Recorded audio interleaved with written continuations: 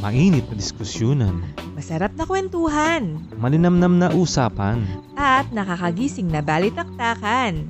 parang kape lang. My name is Jeff. And I'm Rhea Angeline Join us in our conversations at Coffee na Lang Dear Podcast.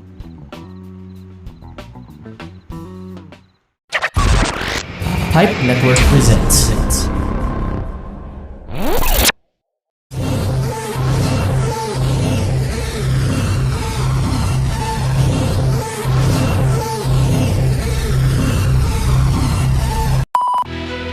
Welcome to your unfiltered Tagalog Wrestling Podcast. This is the LTG Show Podcast.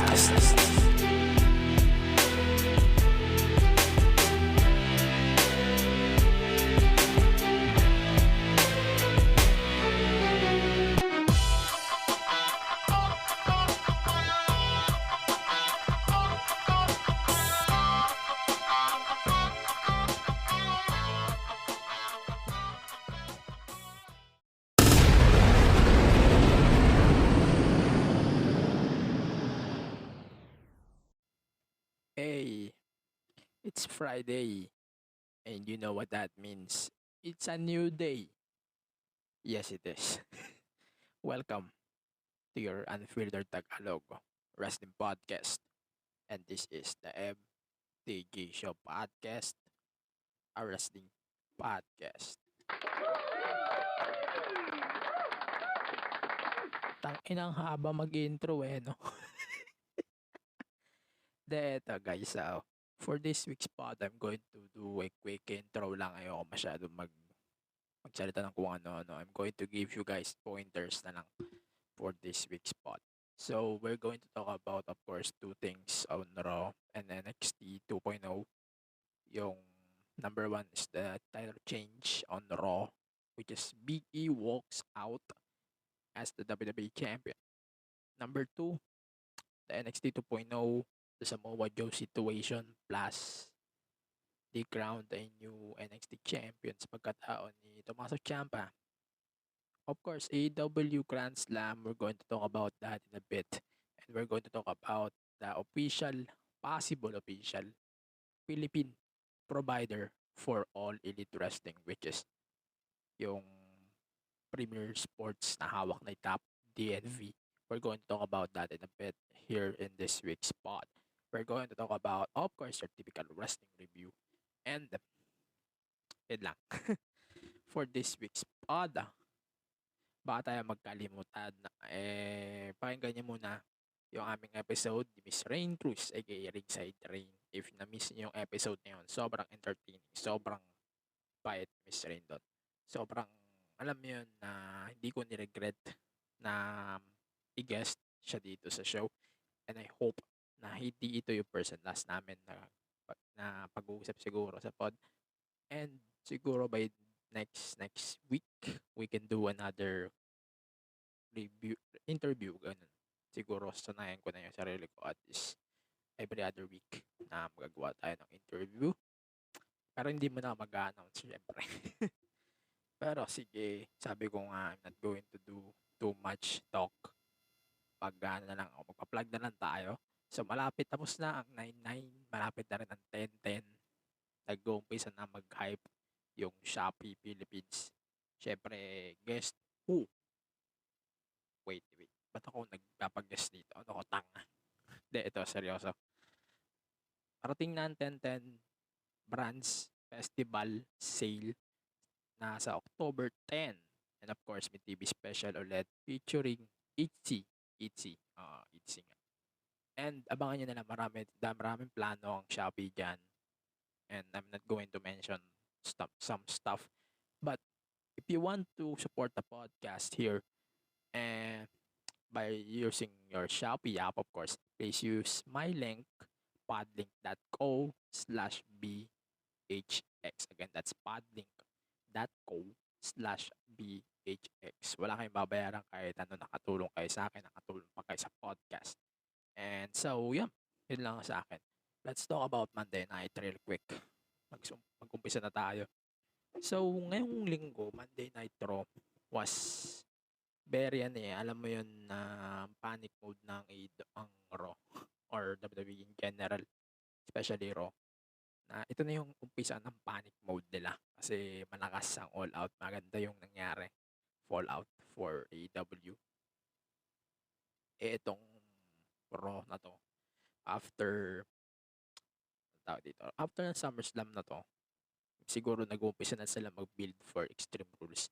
And itong Raw episode na to is, I think, not one of the best, pero ito, para sa akin, nag-deliver talaga to. Let's start with the main attraction. So, Big E walks out as the WWE champion after he defeated Bobby Lashley. Prior to that cash-in, Bobby Lashley defeated Randy Orton in a fantastic WWE Championship match, and he won, and immediately Big E cashed in his briefcase. So, question, ito bang cash-in na to ni Big E is a panic mode warning na binigay ng AEW? The simplest answer that I can say is yes. Sa tingin ko, oo. Kasi kung hindi naman magsiseryoso si Vince sa pag-book ng kanyang mga weekly shows, hindi niya gagawin to agad. Hindi niya agad gagawin na, Big E, putangin na mo, mag-cashing ka na.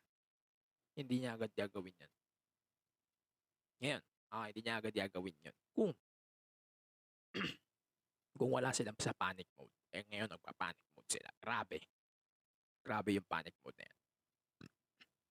Prior to that, then, bago yung Monday night, nag-tweet si Big E na nagkaroon na siya ng intentions to cash in his Money in the Bank briefcase to become your new WWE champion. Of course, parang teaser na ito na nag-umpisa na yung speculations, and umaasa din siguro tayo na ito yung sign na panoorin nyo tong show kasi magiging interesting, and we got that stuff.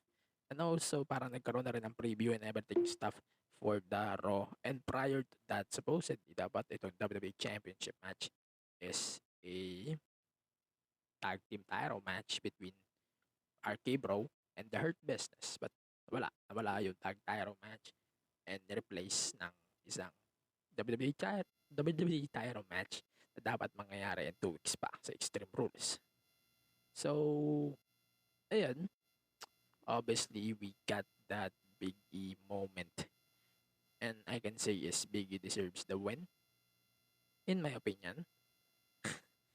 And ganun lang naman, kasimple. Parang pinakita lang nila dito na they're desperate for, desperado. Parang not to the point na parang papunta na sila sa desperate mode. And sa tingin ko, nandun na sila. As far as I'm concerned, andun na sila sa panic mode, but not really panicking. Na tipo na, ayan, sige, magpupunta ulit tayo script, tapos gawin natin champion ito si Gago, tapos gagawin ulit natin. Hindi eh. And then, in-announce na din sa, I think, SmackDown, no? Na magkakaroon ng draft on October 1 and 4. So, that's less than few days away. Siguro mga 2 weeks pa bago after ng Extreme Rules. And then, ano ba dapat natin look forward? So, we got wala naman tayo masyadong i-take note dito. So, we got a Damian Priest versus Jeff Hardy for the US title. Open challenge to. And, ang gusto ko iparating dito, ba't daming galit kay Priest dito? Ba't ang daming galit dito kay Priest? Nung last week, nagreklamo kayo na bakit nasa 24/7 championship si Jeff Hardy. And now, nilagay siya sa US title, natalo kay Priest, pinut over ni Hardy si Priest. And all you people are just barking on Reddit, on internet, na bakit ganito, ba't binigay niyo ng ganito si Jeff Hardy? Si Jeff Hardy yung pinaka-over ngayon sa Raw, blah blah blah blah blah blah blah, whatever. People, you need to understand, hindi lahat ng oras ay panahon ni Jeff Hardy. Hindi lahat ng oras panahon niya. Wala na sa prime si Jeff. Kahit magtrabaho yan sa 24/7 championship o kahit maging alalay siya ni R-Truth, may pera pa din yan. Ganun lang kasimple. As long as hindi siya masyado nag-work, hindi siya nagbabop, hindi siya nagkakaroon ng bumps, it's fine. At least napoprotektahan siya ng company. It's not all about doing whatever you want. It's all about yourself. It's all about your health. So that's why that stuff is kind of good to me. And Priest retains, pag-retain ni Priest makes sense to me. And yun na nga sa akin for this week's Raw. I don't want to cover other stuff pa on Raw. So let's move on to SmackDown bago tayo doon sa NXT 2.0 kasi medyo mas importante yan. So we got SmackDown 2.0. Madami pa tayong highlights? Yes. So let's start with Brock Lesnar. So Brock just made his return to MSG and then he defeated the living hell out of the bloodline. Parang bumalik tayo sa dating Brock Lesnar 2003 na wala nang kasama. And then parang tawag dito. Parang binalasubas niya si Paul Heyman and yung the rest of the bloodline. And ayun, sobrang solid na. Yung one line lang yun ni Roman ay ni Brock, he destroyed all of them in just one line. So, why didn't tell Roman that I was going to be at SummerSlam? Doon pa lang. Wasak na si Roman doon. Ayan. And then, parang alam mo yun na sobrang lakas ni Roman. At the same time, sobrang lakas din ng book nila kay Brock. So that's why sobrang dominant niya dito at the same time nagamit halos lahat ng stuff. Especially Brock na kakabalik lang and doing his thing. And sobrang hot itong crowd na to. I can say that. And then, ano ba? Let's talk about Trey Young. Natatawa ako kay Trey Young last week eh. So si Trey Young, nag-appear siya as special guest ni Sami Zayn. Kasi di ba tandaan nyo, tinalo ni Trey Young and Atlanta Hawks of the NBA yung New York Knicks. And then ayun, during the match, parang binalasubas niya si Rey Mysterio dun sa ropes. And ayun, na-eject siya out of the ring. And that's it for him. Yun lang ang kanyang ginawa. It's kinda good to me. And yan. And then we got this Becky Lynch and Bianca Belair. So, ito. Diniscuss ko last week na sobrang bland pa ng story ni Becky. Yan na. Ngayon, ito, iba na yung story. Sobrang iba na yung storya na nangyari dito sa episode na to. So, it's kinda malaking improvement siya para sa akin. Na hitable na siya ng crowd. Mukha na siyang Conor McGregor. But, I can say here is, parang, ano na siya eh, nabibuild na ulit yung kanyang character as a heel. And, ganun man talaga dapat. If you're going to ask me, ganun talaga dapat. In the first place. Ganun talaga dapat. Kung ako tatanungin nyo, ganun talaga dapat. Ganun din dapat na nag-return siya ng SummerSlam last week on SmackDown. Last week on SmackDown. Ganun dapat. Hindi itong bitch na nagpakita ng SummerSlam na kala mo di puta na puta naman. Ganun eh. And at least, sobrang nakikita na natin yung sagot sa tanong ko last week. Eh, na yun eh. Parang sobrang nakita na natin yung turn doon ni Becky. And she did that stuff. Parang na-convince na tayo na okay, heal na ulit ako. Pwede nyo na ulit akong ibumaputang ina nyo. Ganon. Ganon ang dating sa akin. That's a good moment. That's a good shit moment for me. Awang ko sa iba. Pero, it's kind of stupid na they have to cut some stuff here like the Selena Vega stuff na dapat magkukumpit siya pero last minute naputol na wala na siya sa eksena. And we got Edge versus Seth Rollins in a one-on-one SummerSlam rematch. Ayan, so we got this 30-minute match. Ayan, that's a good stuff para sa akin. That's a good match, that's a good stuff. And then parang halos ginagaya talaga ni Rollins Edge. And yan, sobrang solid nung part na yan. Padulo na. And then kinerb stomp niya na si Edge 1, 2, 3. And yung pagkatapos doon, parang na-confuse si Edge. Si Rollins, parang confused siya on that stuff.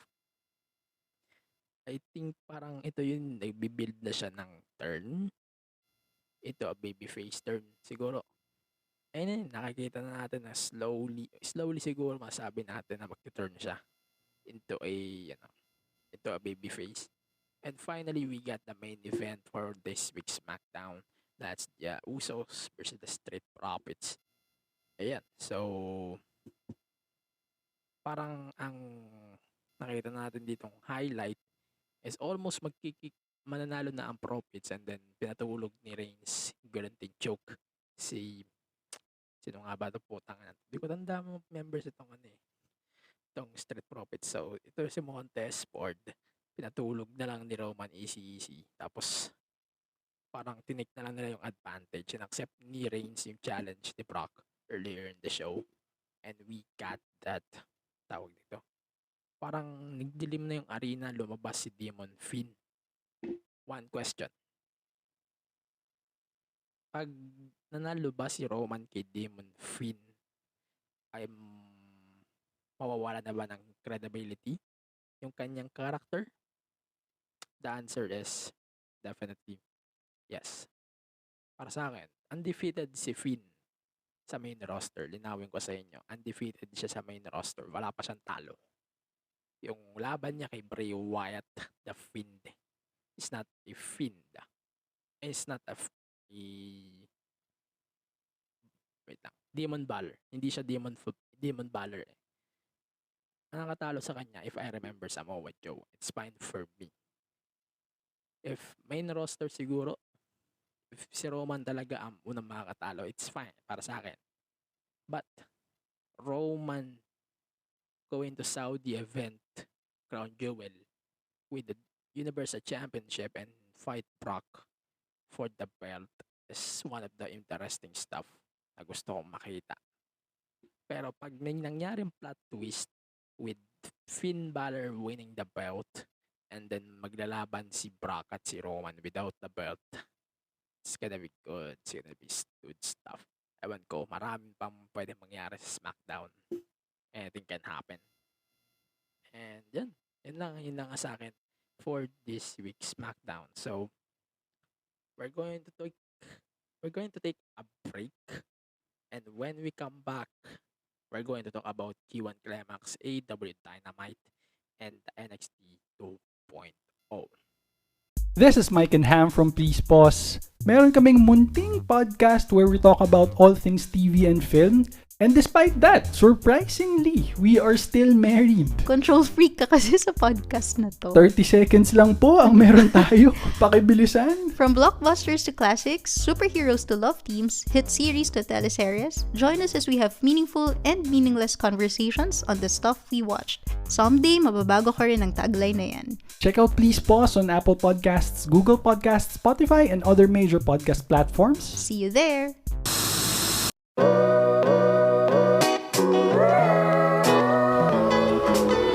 For the latest news sa pop culture at social media bardagulan, samahan nyo kami. Ako si Marga. Ako naman si Bullet sa pinakamasayang comedy current affairs podcast sa balat ng Spotify, Apple Podcast at Google Podcasts. Mad in Manila. Oh, crap! O, dalawang chismosa na lang, lalarga na! Ay, manong kami!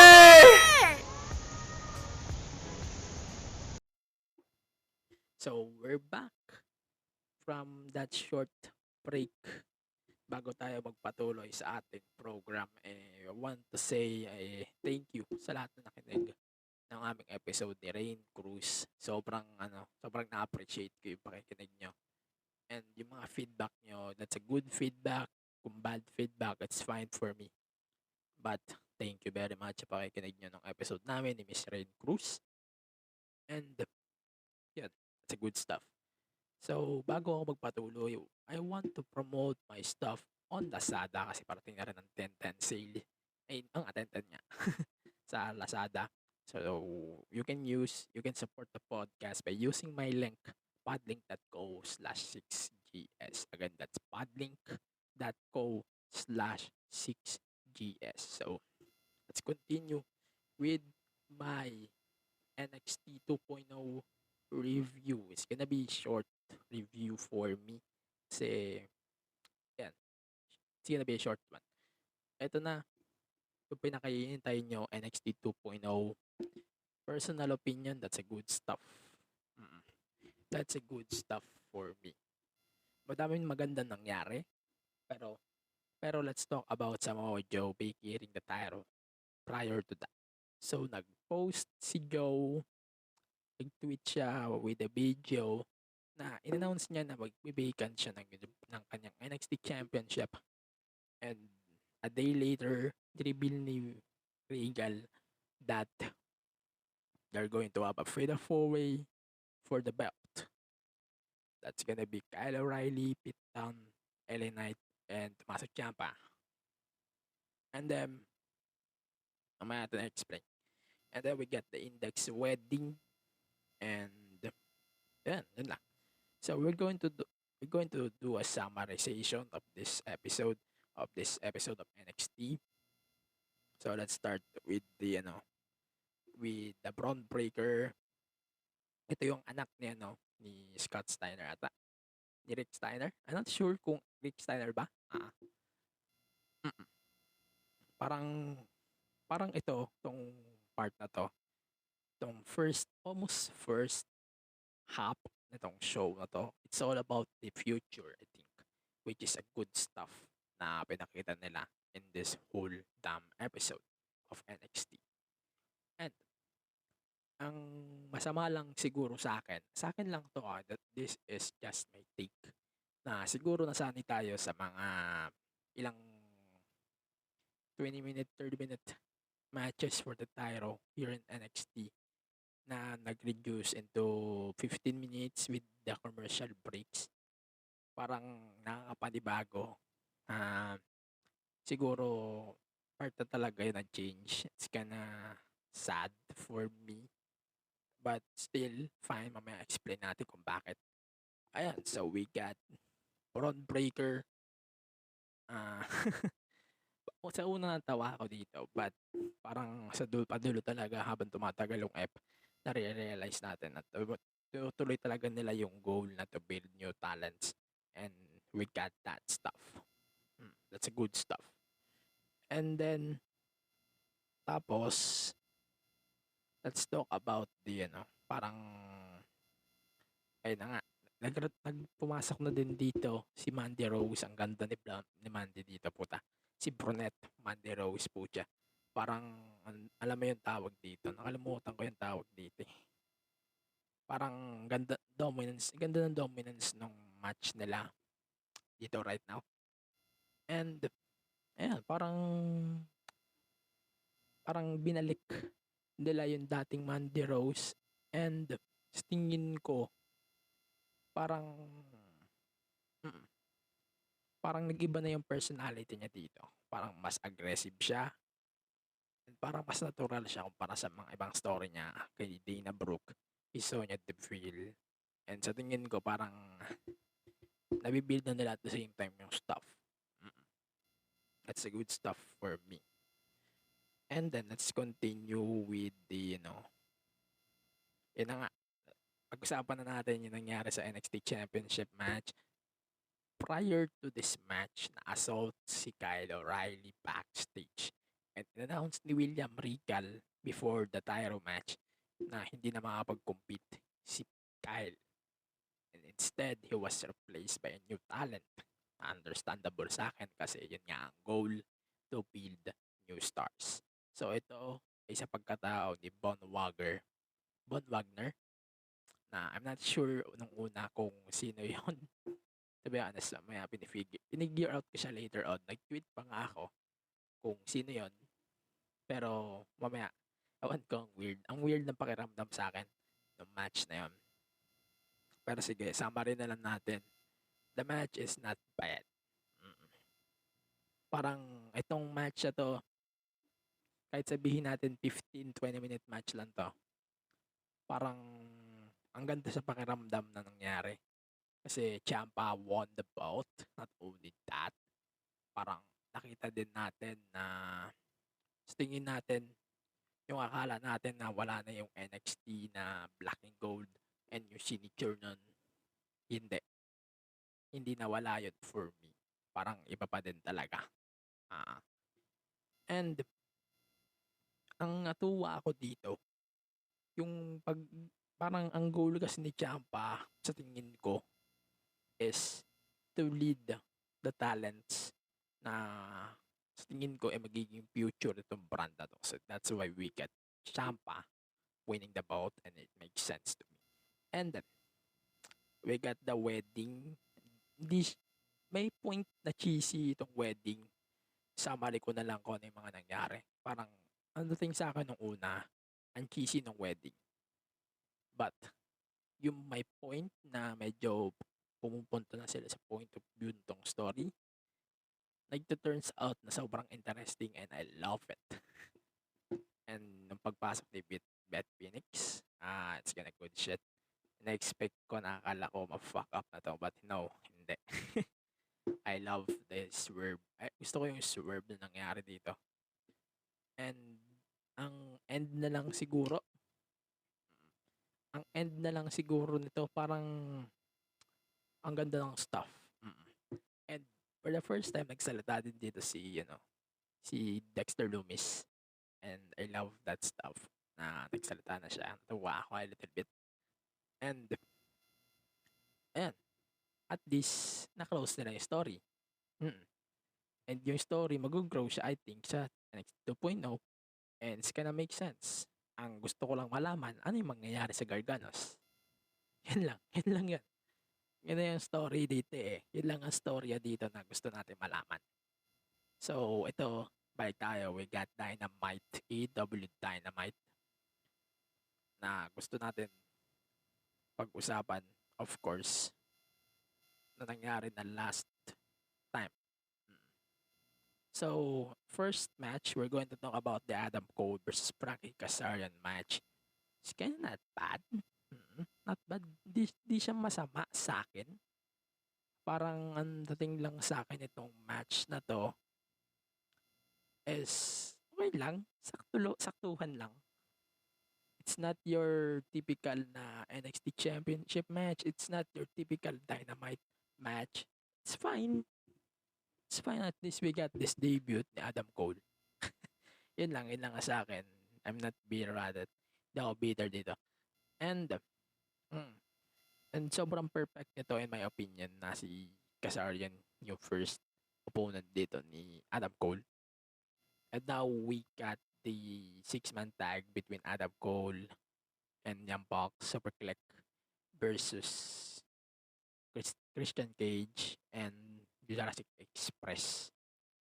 And then, para yung next week sa Rampage sa 2 hours, mamaya natin i-recap yung stuff. And then, ano ba? So, yung promo dito ni MJF, gusto ko lang point out, that's a good stuff.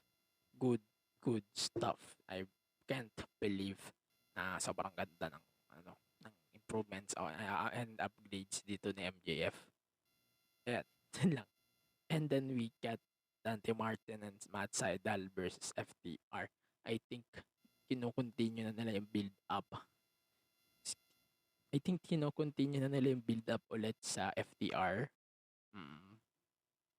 Ito, sabihin natin na random match to. But binigay natin ng fair stuff. Parang nakita natin dito na at least sa team sila. Ganun lang yun eh. And in the end, that's a fun bout. And na hindi natin inaasahan na mangyayari itong bout na to be honest. And yun. And then, mm, and then, di ba, nag-announce nga na 2 hours yung Dynamite na tawag dito. Dynamite Grand Slam. And then, nag-return nga si Cody para nag-brawl sila. And nakikita natin dito si Rosario Dawson na kasama sa Go Big Show. And yun, nag-brawl na sila, putang ina. Alas paikot-ikot na sila doon sa venue, sa doon. Basta yan. And that's a good stuff. Parang ang ganda ng tease nila kahit papaano. I hope na it's not gonna be the main event of this week's, next week's Dynamite. And then, ayun, so, let's move. Wala na akong pakikidan kay Lamberto. Fuck that. And then, we got the Team Taz attacking CM Punk. Parang, kita na talaga natin na Team Taz yung unang makaka-feud ni Punk here in AEW. That's a good stuff para sa akin. And, I don't know kung ako lang nanghihinayang kay Sean Spears. Wala pa siyang panalo. Ang weird din. Ayan. So, okay. That's a good stuff. Darby Allin versus Sean Spears. That's a good stuff for me.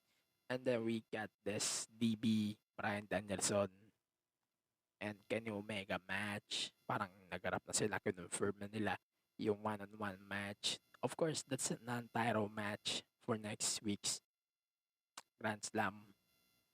And then finally, the main event, Jon Moxley and Eddie Kingston. Naglaban na sila for in a 6-man tag. Oo. Ano bang rating ko? Wala. Not bad. Di ko lang masyado tinapos kasi medyo inantok na ako on that match.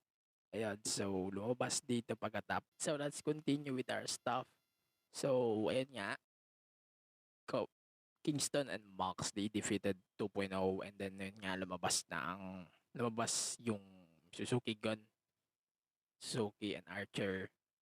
Parang ayun, nag-brawl sila dun sa ring. Ang angas lang ng part na yan. And this time din na-cut yung team nakinig din si Tony Khan dun sa chants ng crowd and dun sa mga tweets na bakit nila kinat yung promo last week. That's a good stuff. That's a bonus na lang para sa akin. So, ayan, yun lang para sa akin sa Dynamite.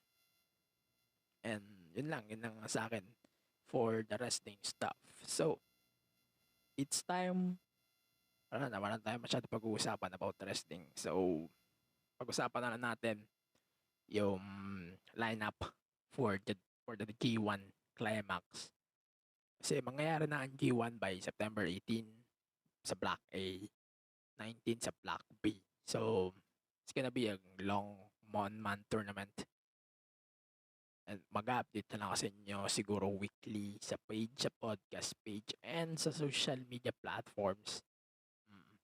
And then, so, i-recap lang natin kung yung mga nangyari sa blocks pag-announce nila ng blocks ng Grand Slam. Hindi lang natin nasama ng All Out kasi medyo malaki yung All Out. So, ang A block is Kota Ibushi, your current IWGP champion, Shingo Takagi, Tetsuya Naito, CSJ, Great Okan, si Toriano, si Ishii, si Kenta, si Tangaloa, si Yujiro Takahashi, and Bullet Club. And then, the B block is Hiroshi Tanahashi, the US champion, si Okada, si Goto, si Yoshihashi, si Sanada, si Taichi, si Jeff Cobb, si Evil, si Tama Tonga, at si Chase Owens. Ayun, so in-announce na nila yung matches. Di ko nga lang tanda kung ano yung mismong matches. Sayang yung ibang stuff dito . Sana ma-discuss ko siya next week pag may matches. Kung may nangyari ng match sa 18 and 19, I'm going to discuss that here in the pod next week. And it's gonna be a good one. Kasi sunod-sunod na 'to, eh. So, we got the 18, 19, 23, 24, 26, 29, 30, October 1, 3, 4, 7, 8, 9, 10, 12 to 13, 14, 18, and the final is on 2021. That's that's gonna be a good one. Pero ito, magpe-predict na ako ng possible winner. I think it's either Naito, Sanada, or maybe Ibushi, or Okada. Basta yun lang, malin lang sa apat na yun. Basta feeling ko talaga Sanada. Sanada or si Naito. Yun lang eh. Yun lang ang naiisip ko. Siguro sa winner, sa tingin ko magiging winner ng Wrestle Kingdom. Ng G1 Climax ngayong taon. So, yun. That's pretty much it for this week's pod. So, we're going to talk about ano ba tawag dito? Usapan na lang natin yung mga topics ko for this week. And it's time to go kasi medyo mahaba na yung episode na to. We're going to do a better long episode next week. So, our superstar of the week, I chose Brock Lesnar because of his dominance on that episode of SmackDown. Sa tingin ko, parang mas effective na yung role niya kumpara sa ibang runs niya. Especially the 2020 run and 2019 run. Sa tingin ko, mas maganda na tong run na to. And then, the woman of the week is sa tingin ko Becky na. Kasi nakita na natin yung true colors niya. And pinapatunayan niya yun. Sobrang effective nun. I swear. And then the match of the week, if I can say 2 matches, pwede ko sabihin 2 matches. But, pumili lang ako ng isa. I think that's Andrade versus Pac match from Rampage. That's a good match. Panoorin nyo na lang. Also, you can watch Edge versus Rollins 30-minute match. And hindi nyo mariregret yung panonood nyo nung Rampage na yun and SmackDown. Win-win yun actually. Ayan. So, that's it for this week's pod. That's a short ep lang kasi medyo di pa masyado kagandahan yung boses ko. And, ayun, baka hindi nyo lang nalalaman na magkakaroon na rin ng AEW sa TV. So, we got Premier Sports on Channel 272 sa Signal. So, ito ay magiging home din ng NFL, UFC, UEFA, football yun. And by boxing din, I'm not sure kung anong promotion yun. Pero ito AEW kasi nakita din natin sa teaser. And the channel is owned by Top DNV, Top Sports and Top Go. So malamang crossover ang WWE sa Top sa Top Go and sa Top Go app. Siguro makikita din natin ang programming sa Top Sports. I hope so. Sana lang. And we're going to talk about the fate in the future siguro if we can na. Pero sabihin ko lang sa inyo, that's a good shit. Interesting stuff na magkasama pala WWE and AEW sa isang network o sa isang deal, sa isang platform which is Top Go. Possible yun kasi Top DNV kasi may-ari.